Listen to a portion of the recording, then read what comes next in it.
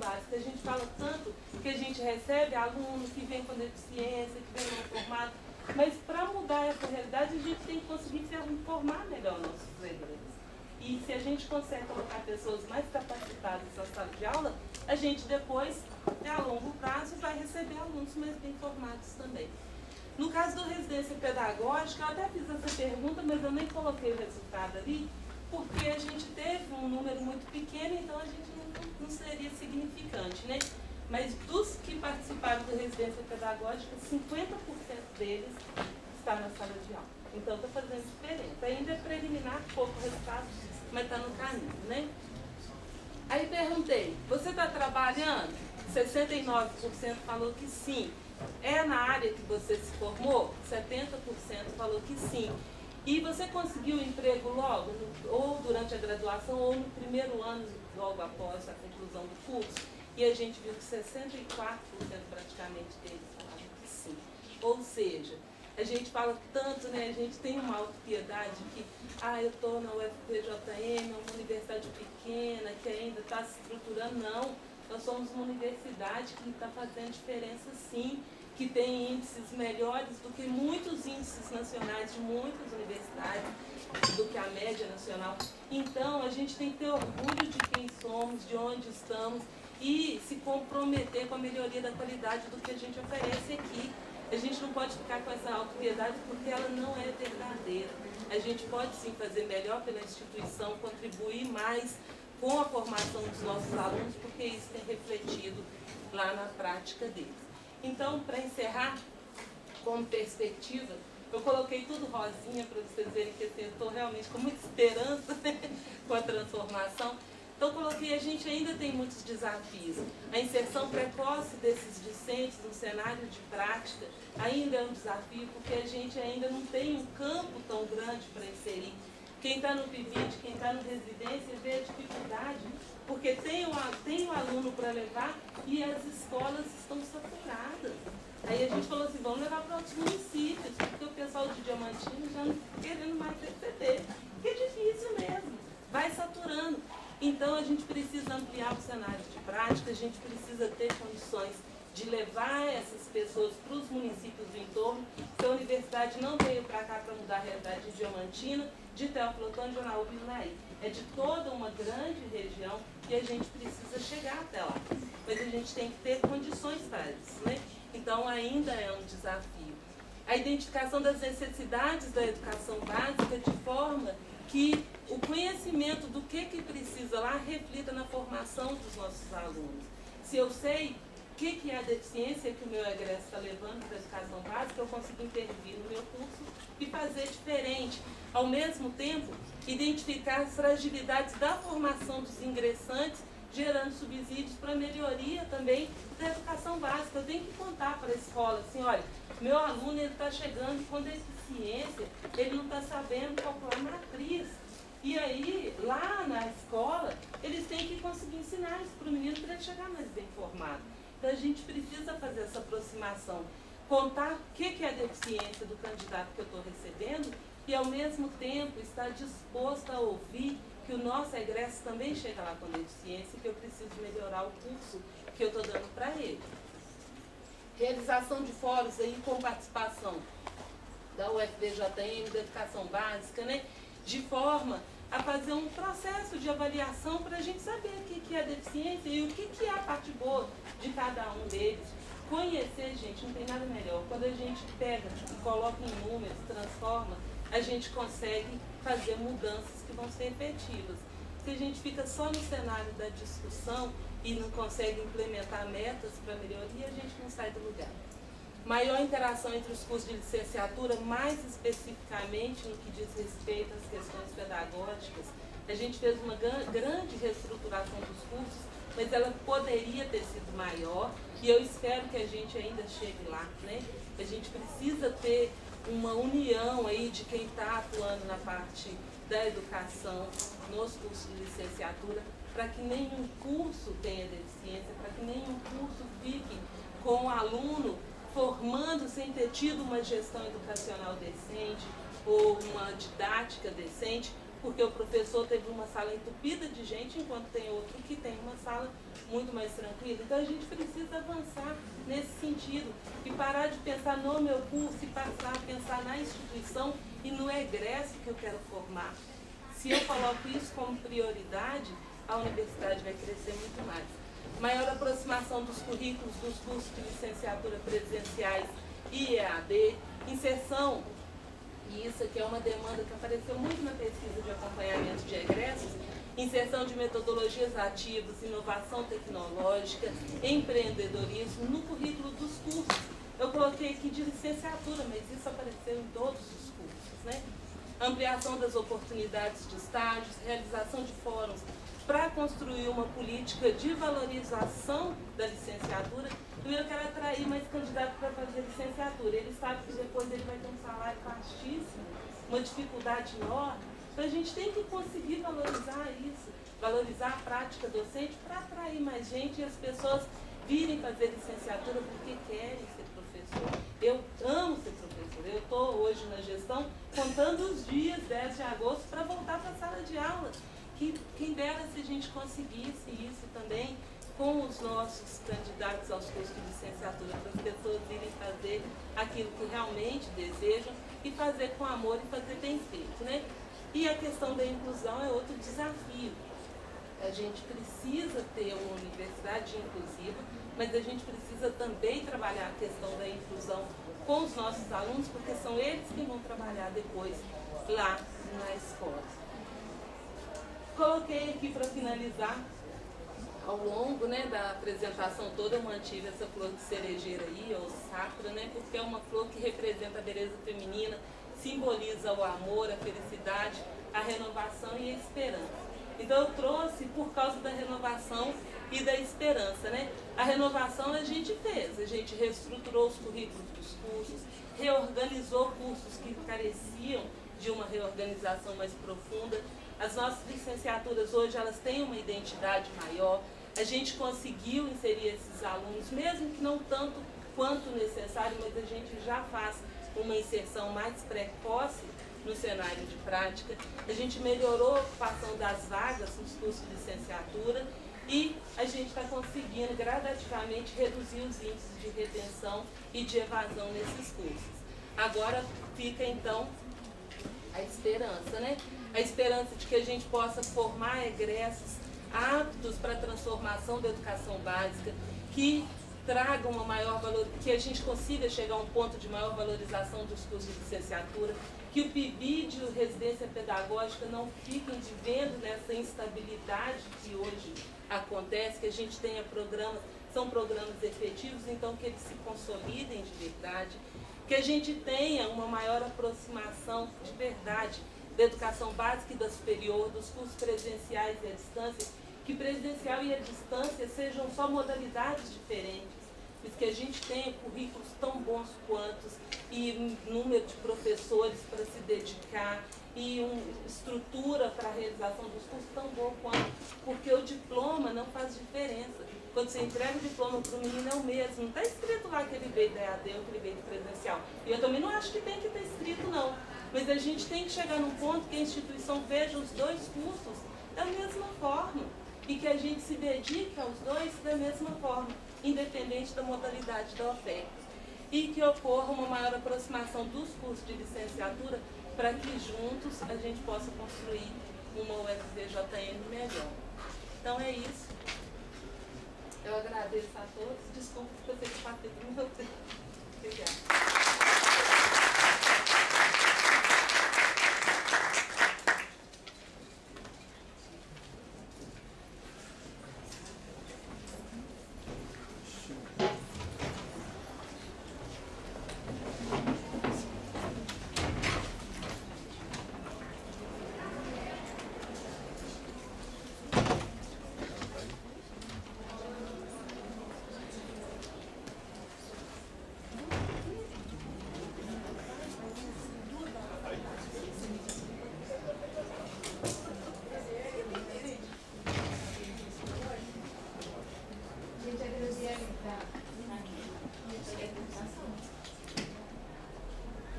Graziele está entre nós.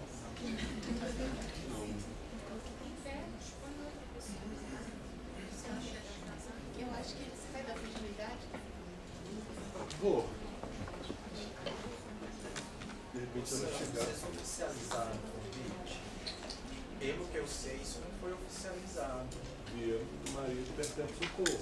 Tá bom. Ela é lá do nosso curso, a gente acompanha de perto, né? Bom, dando continuidade, a mim ficou destinado a tarefa de pensar os desafios.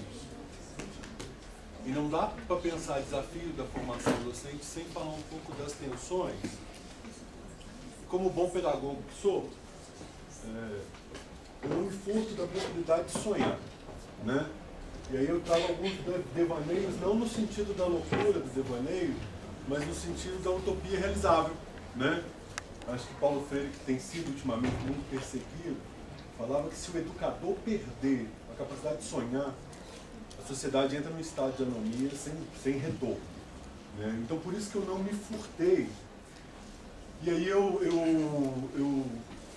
preparei a minha apresentação de hoje pensando na formação de professores na UFVJM por uma tríade composta pelas tensões, os desafios e os devaneios. E aí um pouco esse o percurso que eu convido que vocês façam comigo. E aí eu trago no epígrafe já o Paulo Freire, né, onde ele diz numa entrevista a uma jornalista francesa que, para mim, é impossível existir sem sonho. A vida, na sua totalidade, me ensinou, como grande lição, que é impossível assumi-la sem risco. E aí eu me coloco no risco aqui de me aproximar em alguns pontos das falas das minhas colegas, mas em outros me distanciar, né? Seguindo um pouco na discussão que a gente tem feito até aqui, após então esse período, né, de implantação e de expansão das licenciaturas no contexto da UFVJM, quais são as possibilidades então de consolidação? Acho que a Leida começa de uma fala muito feliz. Não está na gênese da nossa universidade uma relação epistêmica, eu diria, com a formação de professores. O que não quer dizer que a universidade é ruim por causa disso. Porque ela nasce na área da saúde, ela tem um primeiro movimento de expansão na própria área da saúde, depois nas agrárias, e é muito recente na história da UFVJM a formação de professores, né? E aí é a provocação que eu tenho me feito dos lugares sociais que tenho ocupado, como docente do curso de pedagogia, como professor um dos professores orientadores na pedagogia do programa Residência Pedagógica, como orientador de estágio, o primeiro estágio do curso de pedagogia, que é o estágio em docência na educação infantil, no lugar de quem hoje participa em um dos braços, eu diria, estratégicos da Pró-Reitoria de Graduação, que é o Confor, né, junto do NIED, junto do FORPED.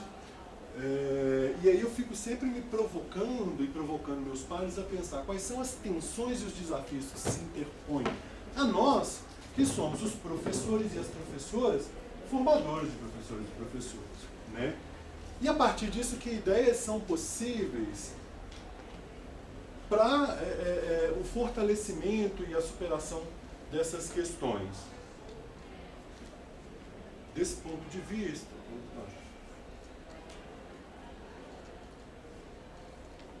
eu passo então para a gente pensar as tensões, e que eu acho que não são tensões das licenciaturas na UFVJM, mas são tensões do próprio campo da pedagogia, do próprio campo da didática, que é pensar qual é o lugar da didática na formação de professores, que é um lugar que ele tornou-se historicamente periférico, embora legítimo, né? Eu acho que fora da pedagogia, eu acho que essa tensão ela é mais óbvia, no sentido de que, assim, o que faz de um bom professor de matemática bom professor de matemática? É o conhecimento no campo da matemática ou o conhecimento de como ensinar matemática? Essa é uma tensão que ela é constitutiva da experiência docente já na formação, né? E eu acho que esse não é um problema, eu repito, esse não é um problema da UFRJ. Se o problema do campo da formação de professores, já diz Bernadette Gatti, Selma Garrido Pimenta e todo um panteão que a gente tem hoje no Brasil de pesquisas que constroem há mais de 30 anos uma tradição sobre a formação de pesquisa em formação de professores, né? Agora, é inegável que a didática é o eixo central da profissionalidade docente. E quando eu estou falando de profissionalidade, né, eu estou pensando, a partir da Maria do Céu Roldão, que é uma pedagoga portuguesa que eu tenho lido muito nos últimos tempos, o conjunto das características que definem a profissão, demarcando, precisando e delimitando as suas especificidades frente a outras profissões. E aí, nesse sentido, é importante a gente pensar que, historicamente, desde que nós ocidentais inventamos a profissão de professor, o que caracteriza, o que define a profissão de professor é o ensino, né? O professor é alguém que possui capacidade de ensinar algo a outrem, né? Agora, historicamente, o que nós entendemos por ensino é que pode ter acepções muito variadas e que não se... eu diria que elas não se esgotam. Na verdade, a gente tem hoje, inclusive no campo da formação de professores, num curso de licenciatura específico, diferentes representações do que é a função do ensino na formação do professor, né? E aí, nesse sentido, é importante a gente pensar que coexistem, pelo menos na acepção da Maria do Céu Roldão, duas acepções para a função de ensinar. Ensinar durante muito tempo, e ainda é visto por muitos, na chave de se professar um saber. O professor é alguém que possui um saber que deve ser transmitido a outras pessoas. O que eu não estou dizendo que não é uma acepção errada. Ela é extremamente legítima, né? Eu não sei se ela é condizente com os atuais quadros e com as atuais exigências para a formação de professores que nós inventamos hoje, em 2019. Seja no contexto da mesorregião do setentrional, né, onde estrategicamente estão situados os 4 campos da Universidade Federal do Vale de Jequitinhonha, seja no mundo, né? Agora, uma segunda acepção pressupõe ensinar como fazer com que o outro aprenda ou aprenda o saber que alguém disponibiliza, né? Ou seja, nessa acepção, o professor é aquele que conduz a aprendizagem, o que se sabe fazer com que os outros saibam. E aí, nessa perspectiva, é importante a gente pensar que a função de ensinar, entendida nessa chave, é alguma coisa que lhe é específica e que outros atores, se possuírem saberes apenas de conteúdos, característicos de conteúdo, não conseguirão fazer. Eu acho que o exemplo disso a gente tem, por exemplo, nas SRS, quando, em função por uma demanda histórica, assim, de um número pequeno de professores de matemática que se formam, e aí nós não vamos entrar nessa questão, ela abre designação, por exemplo, chamamento para engenheiro, né? E é alguém que tem um domínio técnico da matemática muito grande, mas que não tem um conteúdo didático, prático, para exercer a função, né? E isso é muito mais radical se a gente for pensar, eu não vou entrar nessa discussão histórica, do que é historicamente a formação de professores no Brasil, né? A função de professor no Brasil, ela foi historicamente um bico, a história da educação já mostra isso, né? A constituição do mestre-sala como anterior à escola pública, laica e gratuita, é um exemplo cabal de que sempre foi um adendo na sociedade brasileira ser professor, né? Ensinar, nessa perspectiva da Maria do Céu Roldão, não é compreendido no sentido da transmissão de um saber, mas é compreendido como fazer aprender alguma coisa a alguém. E esse é um conceito que, embora um pouco, num primeiro momento a gente pense assim, tá, mas isso é mediação pedagógica, é muito mais complexo que isso, porque fazer ensinar algo a alguém pressupõe, primeiro, uma dupla transitividade. Pressupõe que as pessoas, então, mutuamente, ao mesmo tempo que ensinam, aprendem e vice-versa, né? E pressupõe também a mediação. Os sujeitos que aprendem o fazem pela ação do outro, pela mediação do outro. E aí, qualquer um de nós que minimamente teve 1 ou 2 períodos na sua formação de psicologia educacional vai ver que, né, qualquer prática de desenvolvimento numa acepção vigorskiana é mediada por alguém ou pelos artefatos da cultura, né? Nesse sentido, a tarefa do professor, ela necessita de uma equilibração entre o saber dos conteúdos, né, e os modos de mediar a aprendizagem dos alunos. Isso dá, então, uma tensão, dá uma certa expertise a uma disciplina que, em função do tecnicismo e da presença do tecnicismo na história da educação brasileira, concedeu à didática um lugar muito marginal, porque historicamente a didática foi vista como um lugar da técnica e não um lugar da praxis, né? E é esse, então, o grande gargalo que a gente tem hoje, e aí corrija-me se eu estiver errado, nos diferentes cursos que nós temos, nós vivenciamos essas tensões, né? Muitas vezes fala assim, não, mas a parte da formação de professores compete aos professores que são lá da área de ensino, né? Eu, enquanto bacharel, não tenho isso. Na verdade, é um compromisso de um curso, né? É um compromisso de um coletivo a formação de novos professores. E essas tensões, elas são tensões colocadas como um todo, né? Embora elas reflitam aqui, elas não são uma especificidade da nossa universidade. Aí eu passo a pensar a partir disso que desafios se interpõem, e aí eu volto para falar, eu falo do lugar que ocupo e a Leida, eu volto na apresentação da Leida no sentido de que eu estou num curso que agora tem uma entrada direta e saiu daquela perspectiva, né, introdutória do bacharelado interdisciplinar e tal. Apesar de, como ela também falou, era um curso que não tinha... Talvez os impactos fossem menores, porque com a saída do bacharelado na antiga forma de inserção no curso, era o curso que também mais recebia discentes do bacharelado, então, mas é desse lugar que eu penso os desafios e desses outros lugares todos que eu falei que eu ocupo hoje, inclusive no conforto, né? Primeira coisa que eu acho que é complexa para mim entender é como é que a gente tem disciplinas e programas e ações governamentais que são de inserção pedagógica que muito pouco dialogam entre si. PIBID, os estágios, a residência pedagógica. Só para ilustrar, ontem a gente teve reunião de colegiado na pedagogia, e a gente discutia a possibilidade ou não de usar as horas de residência pedagógica como a ACC. E aí a gente entrou no impasse assim, mas peraí, o PIBID pode, mas o PIBID é um projeto de iniciação à docência. Aí tem um projeto de estágio.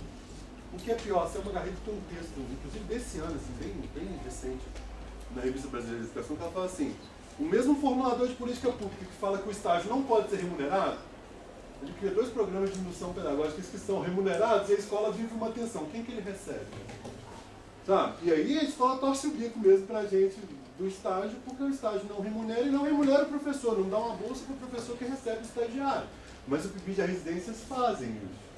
E isso gera uma tensão. A gente, por exemplo, na pedagogia, a gente não conseguiu dar uma organicidade lógica para que junto a esses programas possibilitassem efetivamente um processo de imersão na prática e no cotidiano da escola. E aí eu digo mais, como a Leida coloca na apresentação dela, e na ausência desses programas, eu acho que só tem um jeito desse programa não cair. Se o governo atual cair. Se ele não cair, tchau, eu não tenho esperança nenhuma. De 2020 a gente tem PIBID e ERP. Como é que a gente constrói um processo de formação consistente e imerso no cotidiano da docência, desde a formação? Eu acho que esse também é um grande desafio que nós estamos às vésperas de enfrentá-lo, né? Um outro desafio, eu acho que a apresentação tanto da Adriana já mostra isso, quanto da Leida, que é a urgência que a gente tem hoje da construção de instrumentos de caracterização de discentes que ingressam, de saber efetivamente, tanto numa perspectiva mais macro, institucional, como na especificidade de cada curso, quem são as pessoas que chegam. Esse ano, só a título de curiosidade, a Leila falava da inclusão, nós fizemos um acolhimento um pouco diferente, foi até o professor Heron, o responsável pela organização dele, lá na pedagogia, e aí nós tomamos um susto que a gente tinha na turma ingressante em 2019 quilombola, surda muda, tá? Uma especificidade, assim, uma amálgama de sujeitos, que eu não estou dizendo que eles não existam ou que eles não frequentem a universidade, mas que não são invisibilizados, né? E aí eu acho que fica então a urgência, eu acho que as duas apresentações elas mostram a urgência que a gente tem hoje de caracterização dos quadros de discentes que chegam para os cursos de licenciatura, e mais do que isso, instrumentos mais eficazes de nos mostrar onde é que estão esses eventos. Né? Porque eu acho que isso também nos dá condição de aprimoramento dos cursos de licenciatura.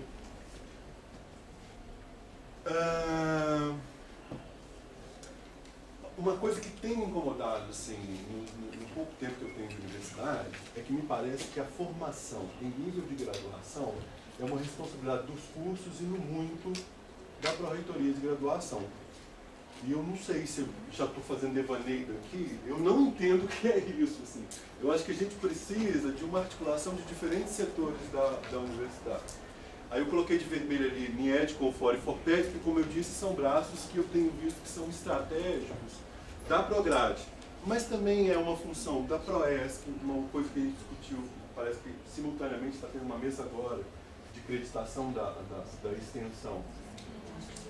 É à noite, né? Ai, que ótimo, vou poder participar, assim, porque ontem eu travei esse debate lá no Colegiado de Pedagogia.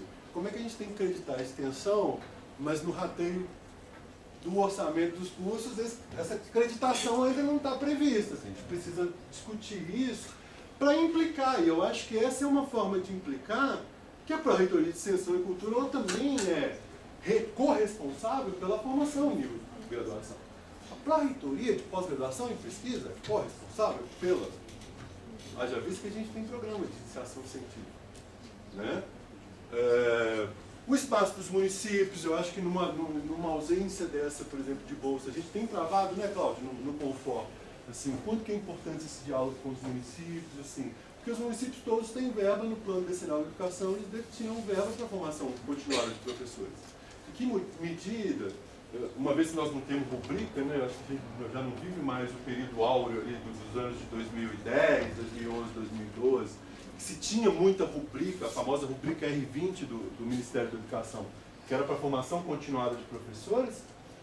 Desde 2014 eu estava ingressando no doutorado, ela já estava se esvaindo, né?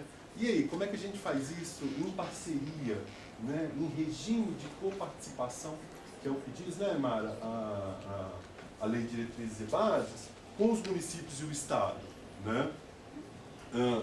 A DEAD, pensando estrategicamente, né, essa relação entre curso presencial e curso à distância, não no sentido de uma concorrência, mas no sentido de uma expansão das licenciaturas no contexto setentrional de Minas Gerais, né?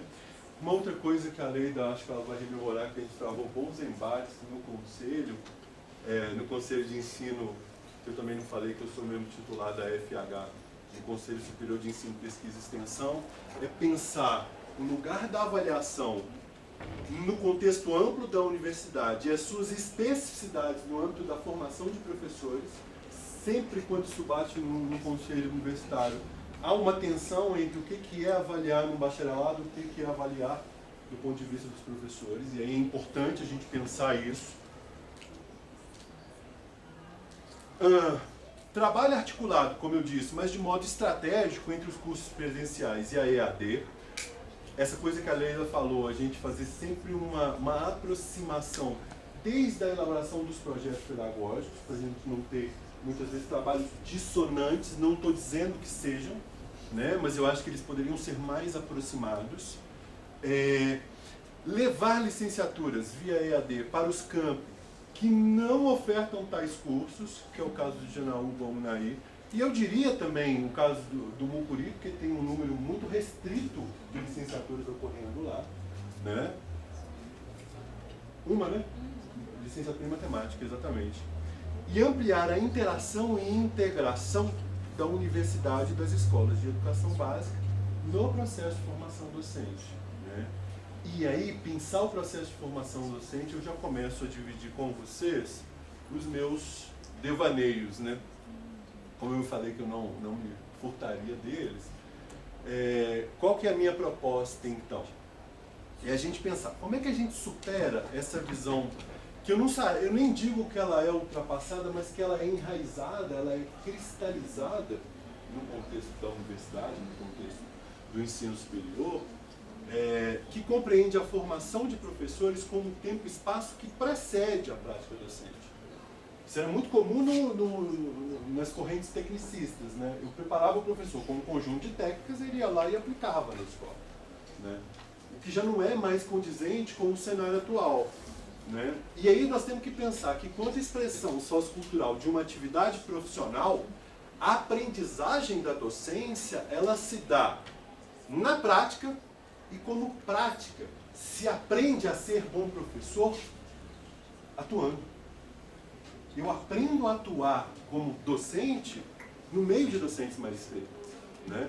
E aí, o meu primeiro devaneio, e que eu queria compartilhar com vocês, é pensar a formação docente na chave do que os antropólogos da cognição vão chamar de situated learning, de aprendizagem situada, né? E aí é pensar o processo de formação docente como uma comunidade de práticas. A Jean Levy, ela faz pesquisa já há uns 30 anos no campo da antropologia, e a pergunta de partida dela é pensar assim: como é que na aprendizagem de um determinado ofício, um novato vira veterano? Como é que eu me torno um bom professor na interação com outros professores, né? E aí nós temos que pensar que o estágio, então, dessa perspectiva, ele pode ser um espaço de formação do novo professor, mas ele pode também ser um espaço de formação continuada para o professor que atua. E mais do que isso, ele pode ser um espaço de formação para o professor universitário. Eu queria compartilhar com vocês a alegria de um trabalho de estágio que eu tive no meu primeiro ano, no meu primeiro semestre como professor de estágio aqui, que uma aluna do curso de pedagogia desenvolveu um projeto. Não foi bem um projeto, uma coisa que a gente na educação infantil não gosta muito, mas uma espécie de uma sequência didática sobre o meio de transporte, e que culminou com a visita de uma turma de crianças de 5 anos ao aeroporto. E foi um dia que, assim, foi um dia que você joga a coisa para o universo, o negócio dá super certo, assim. O piloto não tinha voo, porque tem dia que não tem voo, né? Em Diamantina teve voo, então os meninos viram o avião aterrissar, pousar e subir. Além do voo, o piloto era casado com uma professora de educação infantil, ficou extremamente tocado, permitiu com que os meninos subissem a aeronave. E falou assim: professor, se eu tivesse tempo, se eu não tivesse hora para chegar em Almenara, ele vem de Belo Horizonte, Diamantina, Almenara, né? Eu ainda dava uma volta e falei: não, eu pago até a gasolina e tal. Porque eu comecei a me afetar pela experiência, porque as professoras também subiram na aeronave, e nós descobrimos que foi a primeira vez que as pessoas subiram no avião. Isso foi possibilitado por uma experiência de estágio. Então, é por isso que eu convido a todo mundo a pensar assim: o estágio pode ser um espaço de formação para o professor universitário, né? Desde que a gente encare ele não como uma atividade burocrática. Muitas vezes, eu não posso falar isso de uma forma geral, mas no meu curso o estágio ele é vendido como algo burocrático que o menino tem que o discente tem que vivenciar na sua formação. E não é, ele é parte fundamental da formação. E aí essa que é meu grande devaneio hoje, assim, é fazer do estágio um tempo e espaço em que professores e orientadores da universidade, professores da escola de educação básica e professores ingressantes, que são os nossos discentes, problematizem, transformem e sistematizem juntos desafios que se interpõem desde a formação. E aí quais são as minhas inspirações para isso? Pensar a partir das teorias sobre cognição e aprendizagem, sobre as teorias dos saberes docentes, pensando que há saberes da prática, que a academia não dá conta deles, porque eles são da experiência prática de tornar-se professor. né? E aí é importante, então, o contato desde cedo com outros professores na sua formação, né? A metodologia da pesquisação, eu tenho cada vez mais convencido com as minhas orientações no mestrado, de que é uma metodologia potente e viável para pensar e para implicar os professores da educação básica no contexto da problematização da própria prática, né?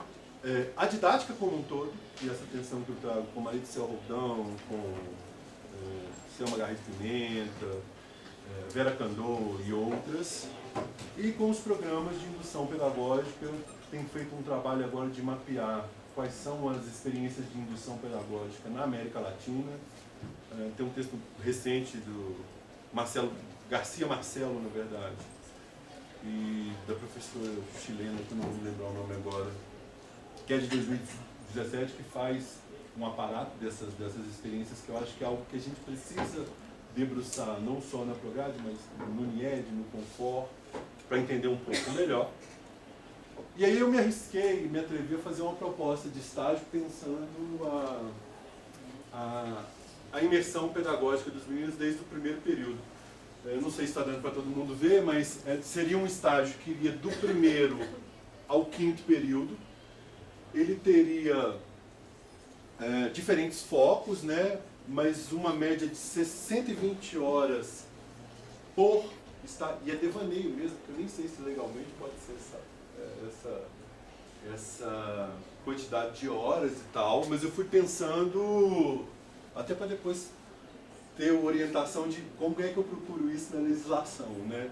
Então, o primeiro período seria um espaço que na RP, por exemplo, né, Patrícia, a gente chama de ambientação, e eu estou chamando ele de familiarização com o universo da docência, e aí a estratégia de formação é a análise do cotidiano de questões que emergem, né, na sala de aula, no cotidiano da escola, à luz das ciências da educação. Então vamos pensar que geralmente isso muda muito pouco de uma universidade para outra, de um curso para outro. Os primeiros períodos eles todos concentram a área de formação um pouco mais geral no campo das ciências sociais, das ciências humanas. Então é pensar à luz da antropologia, à luz da psicologia, da educação, à luz da sociologia, da história, da filosofia, os grandes problemas que se interpõem no cotidiano de alunos e professores, né? Seriam 60 horas de formação na escola, 40 horas no tempo universidade, mas pensando a presença do professor. Por isso que eu falo que nessa perspectiva, uma relação institucional da universidade com os municípios é muito importante, porque era importante garantir a presença dos professores. Eu tenho um projeto hoje de extensão, inclusive encerrei semana passada, eu tenho que me debruçar agora nos relatórios para entregar e pegar a certificação, que eram 128 professoras de educação infantil de 16 municípios da região. As professoras de educação infantil de Diamantina, salvo aquelas que são egressas dos cursos, aquelas que não fizeram os cursos na UFVJM, elas nunca pisaram no campus. Foi a primeira experiência delas dentro do campus.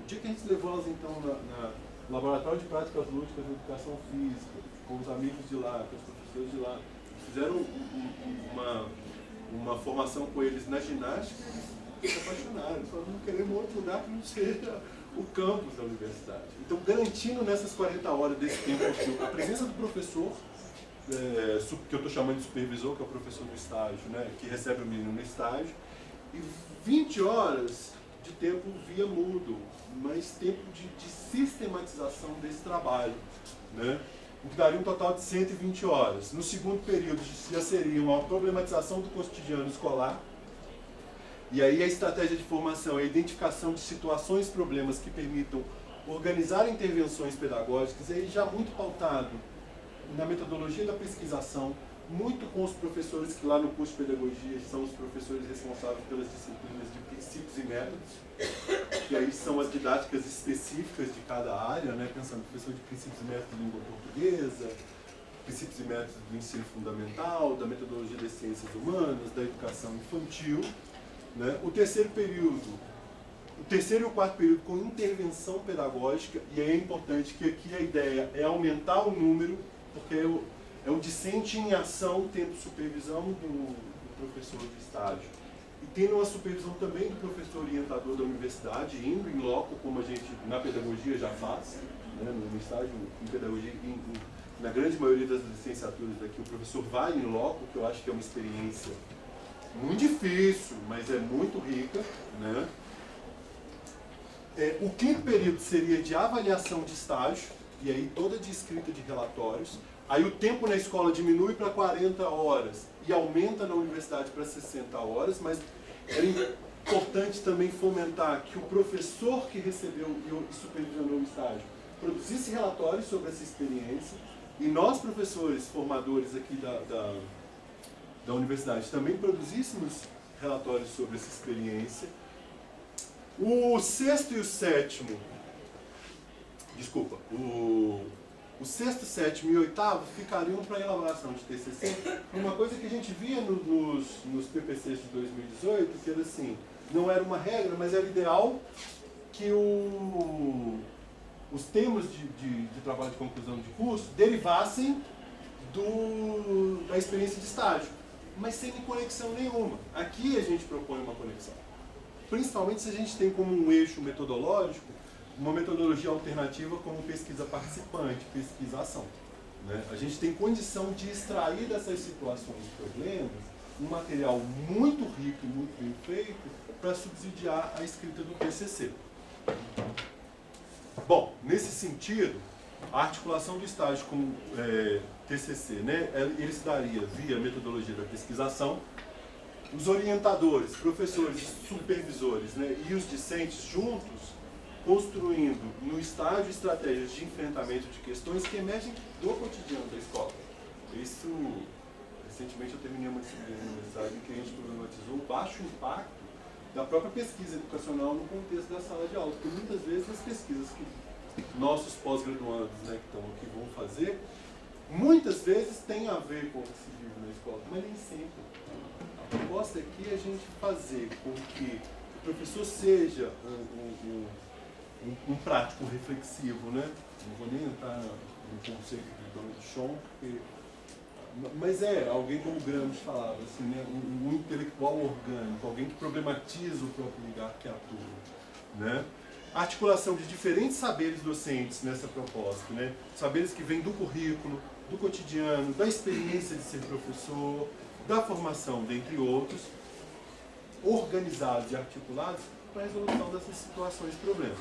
O estágio teria, então, 600 horas de formação, associado e conjugado, né, articulado com mais 225 horas de produção de trabalho de conclusão de curso, né, e tudo muito situado na prática pedagógica.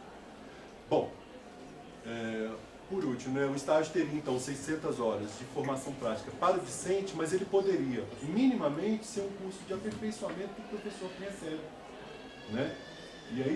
E aí fica a dica que eu já penso isso já na insuficiência de programas de indução, como a gente tem como o PIBID e a RP.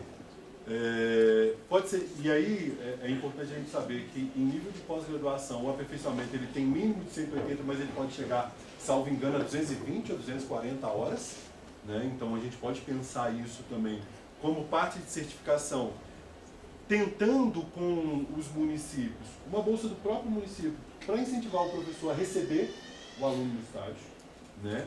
E aí, como eu falava também que é uma corresponsabilidade da assistência estudantil a formação de professores, a gente poderia criar internamente ou pensar a possibilidade de programas de bolsa para os meninos que se engajam em tarefas, em atividades como essas, né?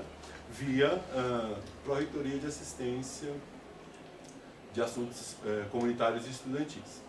Por fim, e já mesmo a guisa de considerações finais, essa proposta ela não pode e não deve ser pensada, organizada e executada única e exclusivamente pelos professores e pelas professoras do estágio. É algo que precisa ser gestado, mas ser gestado como uma proposta de um curso de formação de professores, né? Como eu falei, você tem um foco no primeiro período nas ciências da educação. É importante que os professores que atuam nessas áreas também se impliquem na proposta de estágio. Igualmente, a escola não pode receber, como muitas vezes o Luísa coloca na fala dela, como uma atividade burocrática, né? De que assim, nós já estamos saturados desses meninos aqui, Então, a escola tem que se implicar também, e aí nós temos que, eu acho que como ente, como sujeito mais experiente da cultura docente, já diria o Vygotsky, né? Nós da universidade temos instrumentos possíveis para fazer esse processo de implicação, né? Mas eu acho que é uma implicação mútua, a gente precisa se implicar no cotidiano e se aproximar e ter sensibilidade para esses saberes outros que os professores trazem da prática, né? Assim como eles também precisam se aproximar um pouco mais da universidade, né? Depende, parece meio exícuo eu vou falar assim, por isso que eu já anunciei que em alguns pontos eu divido das minhas antecessoras, assim. Demanda de revisão e reestruturação das licenciaturas, embora isso possa parecer uma heresia, porque a gente acabou de revisar um conjunto de CPCs, né? Mas eu digo que uma proposta dessa, ela implica uma reorganização, inclusive, das matrizes curriculares do curso. Enfim. Bom, e eu comecei com Paulo Freire, eu queria terminar então com Paulo Freire, né? Num país como o Brasil, manter